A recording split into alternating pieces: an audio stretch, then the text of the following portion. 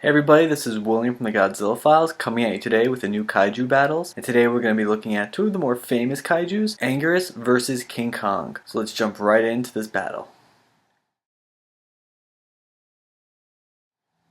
The first Kaiju in this battle that we're going to be looking at is Anguirus. Before we get into his story, let's take a quick look at his stats. He comes in at 60 meters tall, while his length is 100 meters. And finally, he weighs in about 30,000 metric tons. His first appearance was in Godzilla Raids Again, but he also made appearances in Destroy All Monsters, Godzilla vs. Gigan, and also even Godzilla vs. Mechagodzilla. He even did have some stock footage appearances in other films. Anguirus first started off as an enemy of Godzilla. When the two crossed paths with each other, they fought viciously. But in the end, Anguirus was defeated and seemingly killed by Godzilla. It wasn't until much later that he would become a close ally of Godzilla's. He would help the King of the Monsters battle both Gigan and King Ghidorah, and he's even gone toe-to-toe with Mechagodzilla. One of the biggest battles that Anguirus was part of was the Battle of Mount Fuji, where the monsters from Earth defeated the space aliens that were using King Ghidorah to try and conquer the world. Anguirus is said to be part of the same dinosaur family as the Ankylosaurus, but it does go without saying that he is much larger in every way. He has a spiked armor shell on his back and used for protection and for attacking. On a far-off island is where we find Anguirus' opponent, King Kong. So let's take a quick look on how he compares. King Kong is 45 meters tall and weighs in at about 25,000 metric tons. King Kong's first appearance was in King Kong vs. Godzilla, and he's also made an appearance in another film called King Kong Escapes. King Kong lives on Faroe Island, where he is worshipped by the natives who consider him to be a god. He is first seen when he protects the natives from a giant octopus that is attacking them. After defeating the giant monster, he is captured and brought back to Japan. While in Japan, he crosses paths with both the army and Godzilla. In his first fight with Godzilla, Kong is defeated but lives to fight another day. Kong then goes to attack Tokyo, but is put to sleep by the army and flown towards Godzilla. Their second fight through the countryside of Japan is a much closer one, and it ends in a draw. We last see King Kong swimming away from Japan, heading back home. King Kong's appearance is that of a kaiju-sized gorilla. His body is covered in a dark reddish-brown fur.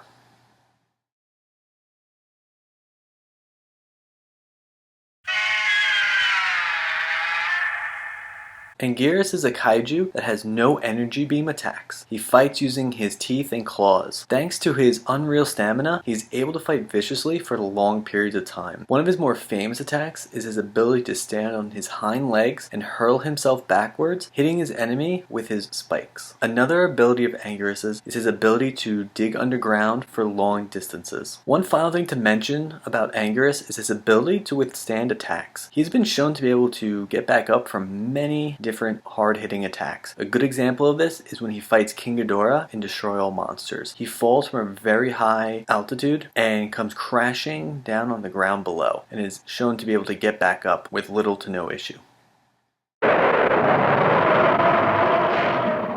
King Kong's major advantage in battle is his physical strength. He does the most damage when he is up close and personal. Kong has been shown to be able to swing Godzilla around by his tail, and was even able to flip Godzilla with little to no trouble. One of the most unique abilities of King Kong is his ability to absorb electricity in any form. Doing this gives him extra strength, but also the ability to release electricity from his hands. While he can't fire it like an energy beam, anything he touches will be electrocuted. Finally, King Kong isn't all muscles. He does also have a brain. It is stated that he is a thinking animal, and during his fights with Godzilla, he is shown to be formulating a plan in his head and uses the environment to his advantage.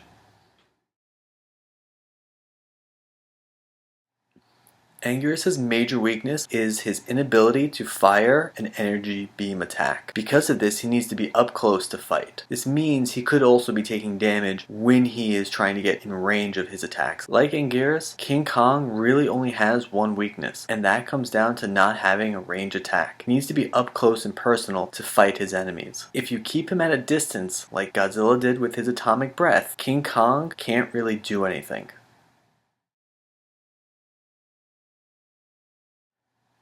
So who wins? I'm gonna give this one to King Kong. Sadly, for how hard Anguirus fights, he never really wins, and I don't think he would actually win in this fight either. In this battle, it will come down to fighting up close and personal, which will benefit Kong in the long run. He can outsmart Anguirus, along with being able to electrocute him. Kong also has stood toe-to-toe with Kaiju much larger than Anguirus, so Anguirus being bigger won't be an issue as well. This is not to say that Kong would win in a landslide. It would still be a really fierce fight, but I still have to give this one to Kong. Alright guys, do you agree with me that King Kong would win this fight, or do you think Anguirus might actually pull this one out? Let me know in the comments below what you guys think, and as always, please keep giving me suggestions. I will try to do some as soon as I can. But yeah, I hope you've enjoyed this video, and I will see you all next time. Bye.